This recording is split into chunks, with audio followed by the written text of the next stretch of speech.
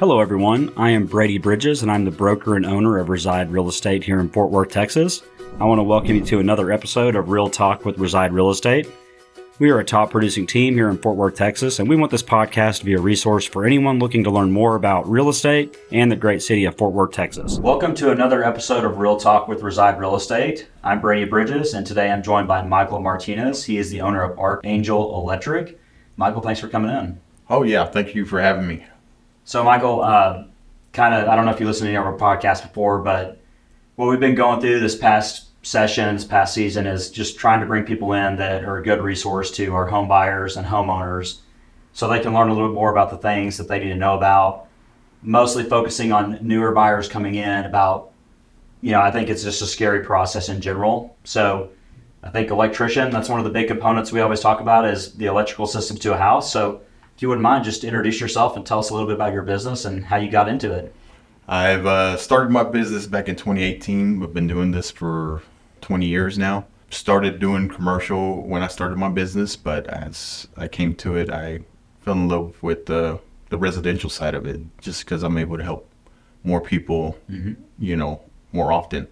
So been doing that since 2018. Love my clients and love what we do. Just want to provide excellent service for everybody and to keep the homes as safe as possible with, some of the older homes that have that older wiring. And oh, yeah. So that's a good concern, a big concern with a lot of homes out there too. So for someone that's, when we're going through the process as agents, a big part of when you come into play is we usually get, people get under contract, get an inspection, and then things come up. So for someone that may be totally new, what are the main components of a home's electrical system? Well, the main components, of course, are going to be your electrical panel. That's the source of the whole electrical system throughout. And panels are usually the age you want a replacement is around 25 to 30 years. Unless you keep a good maintenance on them, they can last a little longer. Yeah. But the main things or main concerns that we kind of are looking after too, of course, the panel, and then you have your GFI protections, which are around your, near your water sources like your kitchens and bathrooms, just to give you that extra protection in case you come in contact with water. So I guess that comes to one of my next questions. What are some of the most common items you see? I don't know. Tell me a little bit. Are you more into like the new construction side of thing, install, or are you doing more maintenance and repair, or do it all? What's kind of your primary focus? Our primary is the maintenance and repair, the service aspects of it. We do the ground up as well, but our main focus is on the repairs and maintenance. I bet you've seen some pretty crazy work. Oh, yeah. Homeowners that go in and do it themselves. Yes, there was one I did see. We were replacing a light fixture, and when we took down the light fixture, instead of having like a regular electric box, they had it was almost like a plastic, almost like for ramen noodles or something in the ceiling. And they were able to support that light somehow, some way. But when we got there, we had to replace that whole thing. So it's crazy on what some people do. So, a lot of people are, DIY, I can do it myself. I'm going to redo my bathroom, do everything. So what projects do you feel like you as an electrician are comfortable people taking on themselves versus when they actually need to call out and get a professional like yourself? Well, as far as doing the do-it-yourself, I don't do any myself because I'm not handy at all. I'd burn my house down. There's some that can do the, replacing a plug, replacing the light fixture. As long as you're comfortable with doing these items and making sure the power is off, just because you don't want to get shocked or anything. But when it comes to like maybe having an open floor plan where you got your walls open, have an electrician come and do those kinds of work, because everything has to be updated and by code. And, the code that we apply is for the total safety of the house, the buyer, the homeowner. So I think a lot of people, our office is right here by TCU. I know you do a lot of work around here in Ryan Place, areas like that. So you see a lot of homes that have got really old wiring. How often like, do you have to adjust what you're doing to stay up to date with codes and like what those houses that are already built and you come in there, do you tell people they have to like redo everything, or is it just part of owning an old home? Well, it is part of owning a own home, and they do now have, breakers that can protect the old wiring. I mean, we do recommend to replace the wiring just because it's going to be a lot safer. It's going to last you longer. I mean, as far as some of those homes are, they're probably built, before the 1970s. So Yeah, a lot of around here, 1920, 1900s in Fairmount. right. So if you have the newer wiring because back then they didn't have ground and if you have ground now, man, just think you can last probably another 70, 80 years. But with those old wirings that are now there, we tend to use breakers that give that extra protection just because there's no ground in the house. So what does that mean? They just flip easier, or what? So what they are, they're just like your GFI plugs, but they're going to be GFI breakers. And what they do is protect the whole circuit. So in case of there's anything that comes potential from the hot line, which is the wire that's providing the power, if it's going to any source instead of coming back to the breaker ends up flipping because there's something that's not supposed to be in that. I feel like y'all's job is a lot of like it's like putting puzzle pieces together a lot of times, just connecting things the right way. And I don't know, I feel like people are always making games and stuff about like connect the electricity. And one of the things that we run into a lot, especially around here, and I think it's just a component of old, is the Federal Pacific panels. You know what I'm talking about with those? Yes, I do. So that comes up a lot on our inspection report. So can you kind of speak to that, like what was happening with those and why it's recommended to replace those? Well, what it is with those is, of course, one, they're out of date. They're out of that 30-year range. But what they were having issues with was the breakers themselves were not tripping when they were supposed to. So instead of it having a direct short and turning off when it's supposed to, it just kept staying on, which creates overheating, sparking, and causes potential fires. Yes. Yeah, a lot of times, I don't know if you know Chris Amador, he does a lot of our inspections, but he's seen a lot of those boxes burn up on the inside. Oh, yeah. And it's like that with pretty much any old panel, because over the time they do start building some oxidation or corrosion that's not making a clean connection.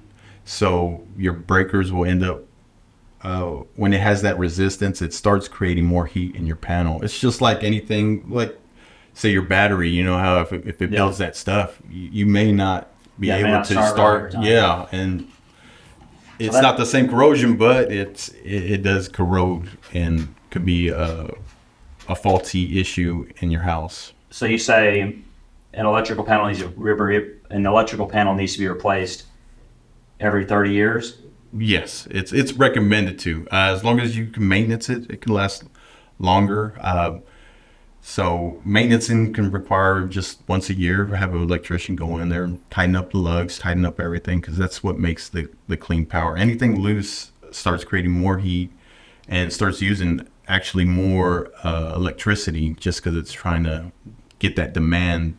Well, and I feel like, and I'm guilty of this, like I've lived in my house now 5 years, but I never had an electrician out to do maintenance. Mm-hmm. Talking about old homes and maintaining those homes that they have older panels, what are your top 3 tips, or what's your best advice for someone living in an older home to keep their panel and their home safe?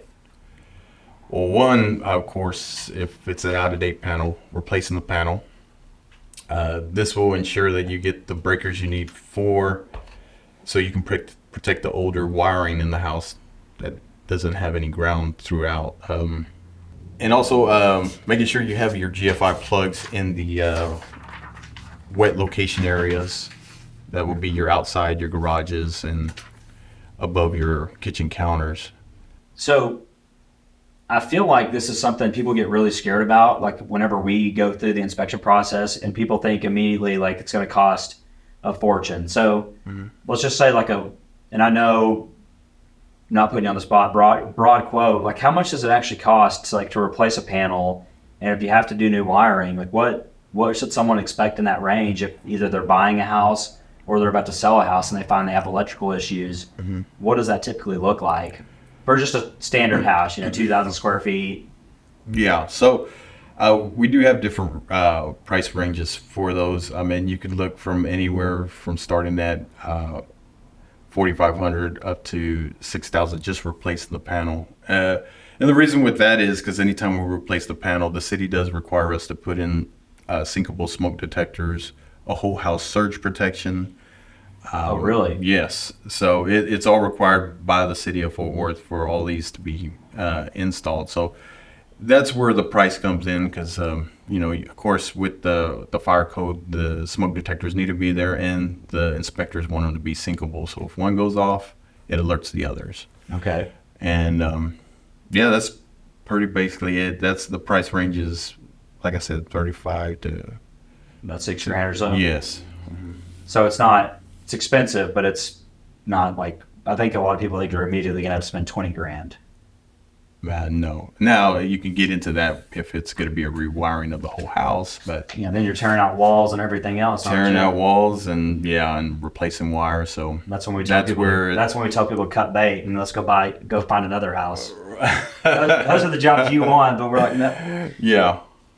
So being in Fort Worth and working in the Metroplex, what are the most common issues you see with the homes here? Really, it's because of a lot of these homes are in the older districts and just older panels. I mean, that's the main thing. Because the calls we get from real estate agents is mostly because the panel is not up to date, or a lot of the other things that the home inspection would flag is these arc fault breakers. Now, with older homes, they're not required because it's grandfathered in and it wasn't implemented at the time of the install. So a lot of people think, I got to get these breakers put in. And of course, these breakers are very costly, but it is not required unless you're adding new circuits to this panel. So like plumbers, there's levels of plumbing to be a master plumber, journeyman. Does it work the same way in the electrical side of things? So getting started out, of course, we have to put in our time just like any other like plumber, other tradesmen. Mm-hmm. It is a 4-year to build up your hours in order to get your journeyman. And then once you have your journeyman, it's an extra 2 years to get your master. So a total time of 6 years to become a master electrician. And then do you have a team that works with you? Yes. So I do have my service experts that are good at what they do, and they work under my license and my insurance. So okay. Being bonded and insured is great to have for if you're looking for an electrician. So you said you started in 2018, so you had a couple of years before all the craziness of like COVID happened. Oh, hell. Did your business explode during the COVID time, or did you see a slowdown? Because I know, building went crazy. Mm-hmm. So kind of what happened in that? Well, and through this whole run with home buying, this past couple of years.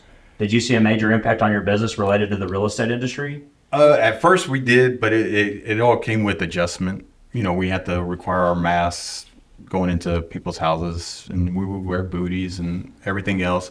But it did pick up a little bit because there was people that were at their house and they were projects. They were like, I'm tired of this light now not working. I'm here every day and it's just now bothersome. So now they start calling people because they're realizing how tired they are of something not working. So there was a lot of those calls that we got that, it kind of picked up just because people stayed home and found out they just want things working.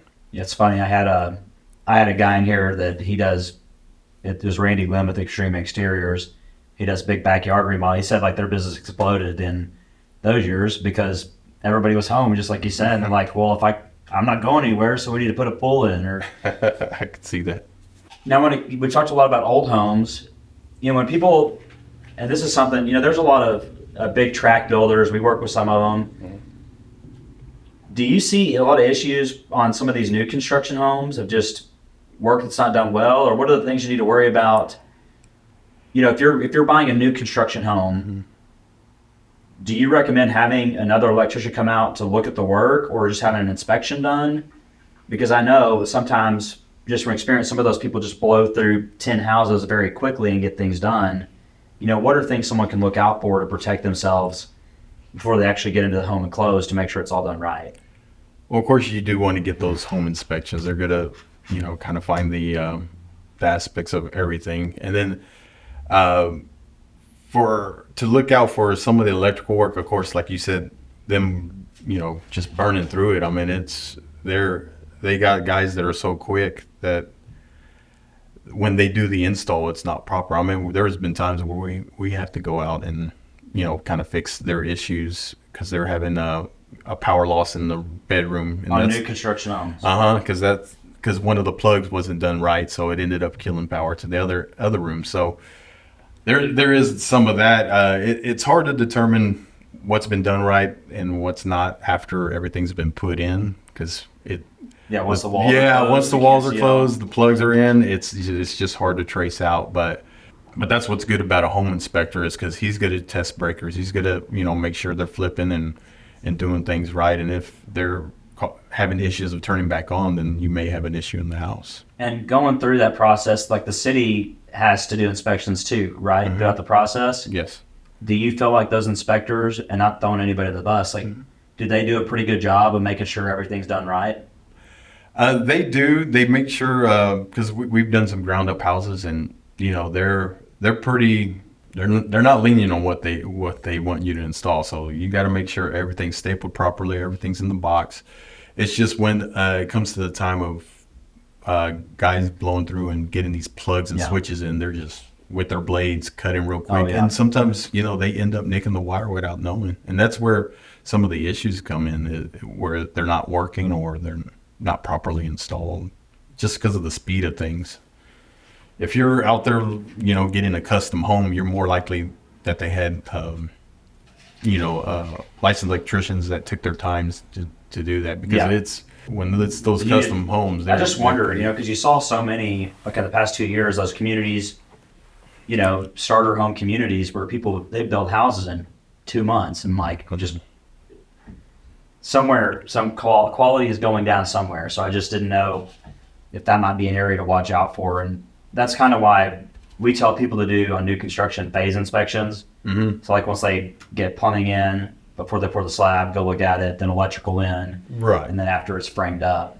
And that's pretty much how it is with the inspectors. They first want to do the ground inspection. Then they want to do, your rough-in, which is looking at everything that's in the walls before you close up the walls. And that part is great, because they get to see, make sure everything's properly installed. But once the walls are up and these guys start, burning through, getting these plugs in, that's kind of where sometimes the issues happen, and what we have to go back and fix sometimes. Nobody's perfect, but I feel like when it comes to electrical, you kind of have to be perfect. Yes. If you want everything to work right, especially with these arc fault breakers, they are really sensitive, and they can they detect the shorts or arcs and everything like that. So if there is some nicks in the wire, that it could cause that breaker to trip, just because it feels like there's an arcing that may be happening between two wires. So, like the city of Fort, I know you guys said you live in Aledo now.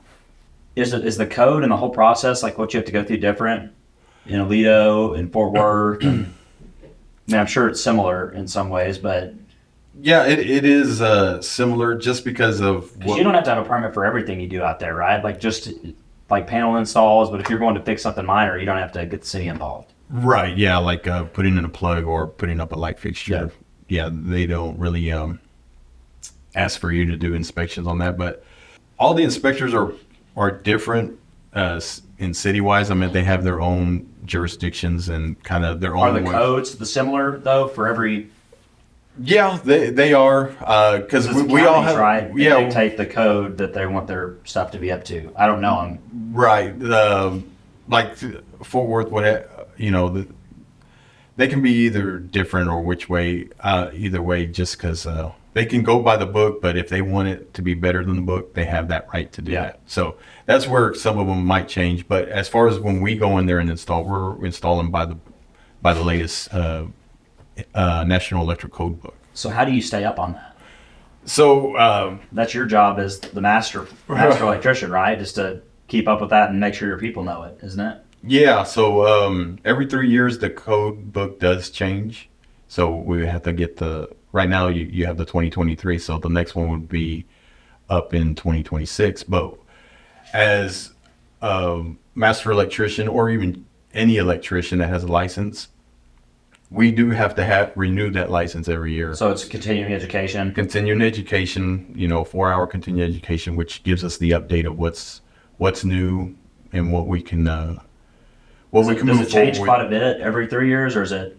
Not really. There's not much. I mean, it's just something that That electricity's been around a long time. Oh yeah. So there's a lot of changes back before when it started, because I mean, when they start updating, it's just coming out of the statistics of what's been going on with the electrical and what they can do to fix it, and then they apply it on the next book chapter, or even in our continuing education, just to give us that upfront what's going to be coming up.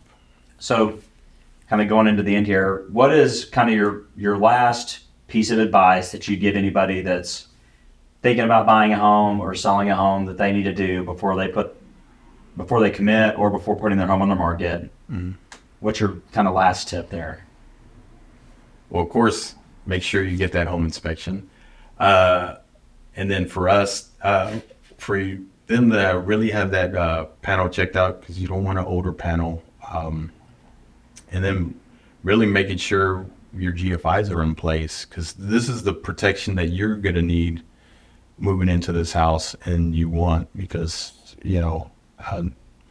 those are potential electric shocks. So just keeping those GFIs in place and making sure that the panel is at least between the years of 30 years. Well, I think that's good advice too, because not just like the safety issue, but also, a lot of people buying homes, they've already put down a ton of money, and it would be terrible to move into a house and then find out you have to spend $5,000 to replace a panel. Nobody wants to drop that right after they just paid a down payment on a house. Right. Yeah. So I think being proactive is a great, great tip.